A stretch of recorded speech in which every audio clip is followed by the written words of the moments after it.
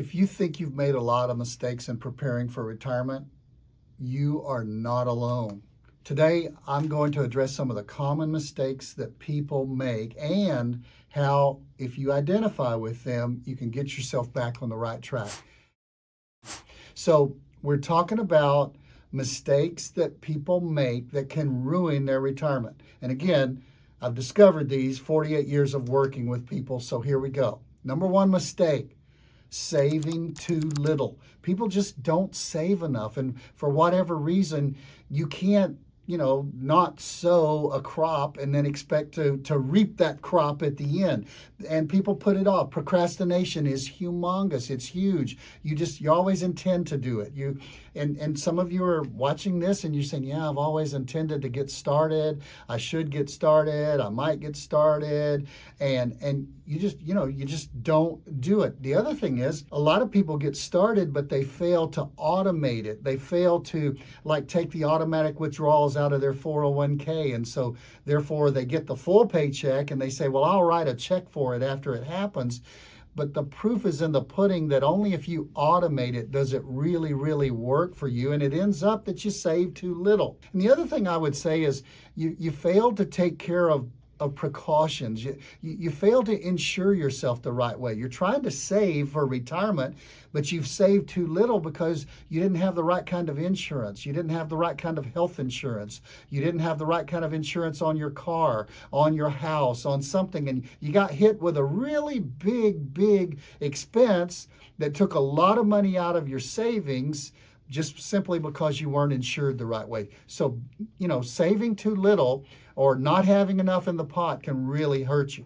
The second mistake that I see is people piling on the debt. And people have so much debt, and this is a matter of just disciplining yourself. And I know that's a terrible word, but disciplining yourself not to use the credit cards just because you want something, and not to just go buy it with that immediacy microwave approach, or piling on too much student loan debt. And student loan debts are sometimes a result of not saving enough for the student loan as the child was growing up, and boom, they turn 18. You don't have any recourse except to take that gigantic Parent Plus loan.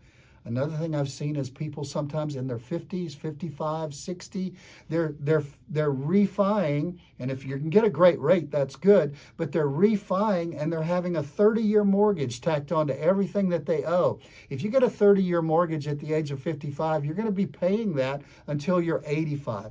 And a lot of it just goes back to, like I have alluded to, having an out-of-control budget. The third mistake is shiny object investment strategy. I mean by that is, your buddy Bob at the water cooler told you about this great investment in Nigeria, but you got to have that $10,000 check there. You say, I wouldn't do something that ridiculous, but a lot of people do other things that are ridiculous and chasing shiny objects. The first one in, if something really goes well, if it's an investment that's rolled out, you're going to make a lot of money.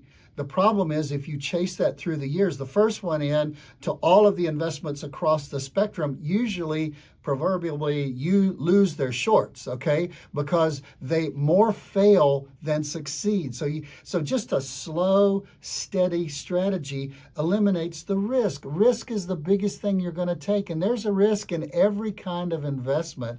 And so many people, you put a few of these things together, they're behind the eight ball, they're in debt, they realize they really need to get started, so they chase every shiny investment strategy that's out there, and they take too much risk, and they take too much risk for what they're comfortable with, and so therefore they really get behind it. And the other issue with shiny object investment is some people do that because they realize they're really behind the eight ball. They've got only a limited amount of time. When time is not on your side, you're working from behind the eight ball, and it really does hurt you, and it ruins a great retirement. So what do we do to overcome these? If you're headed down the wrong road, that's great. You realize it, you turn around, you're still down the wrong road. You got to get off of that road, and you got to get back to normalcy, and you got to get back to making it work. So how do we do that?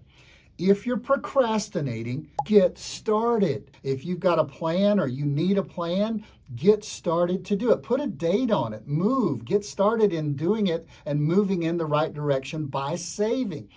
The best way to do that is to automate it. If you've got opportunity at work for a 401k, you need to call your HR department the very first next day you go back to work, or if you're listening to this at work, give them a call right now and tell them, I want to get enrolled in the 401k, or I want to up what I'm contributing to the 401k. If you don't have a 401k or a 403b, you need to get an IRA or a Roth IRA started, but get started. If you've got credit card debt, then there's a way to deal with that.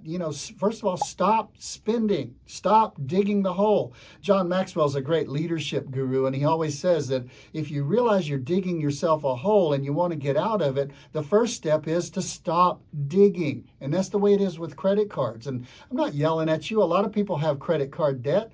4 months ago, it went over $1 trillion for the first time in America. So if you have credit card debt, what you do is most people have more than one. So take the smallest one you owe and just pay it off, pay extra on it. Once you get it done, apply that to the next biggest one, to the next biggest one. It gives you a snowball effect of having some success. But take care of your credit cards. If you've got a mortgage and you're close to retirement, you say, I'd really like to not have that mortgage in retirement. Well, time it, start paying extra so that by the time you retire, you're going to have your mortgage paid off. I liken it to running the low hurdles in retirement versus running the high hurdles every single month. If you're investing, don't chase shiny objects. Just have a good, solid portfolio that's aligned with your risk and what kind of risk tolerance you're able to take. See, all of these things are steps. Get started, automate it, get insurance properly, get a budget, quit blowing money on credit cards, take care of the mortgage before you retire. Make sure you know what your investments are doing.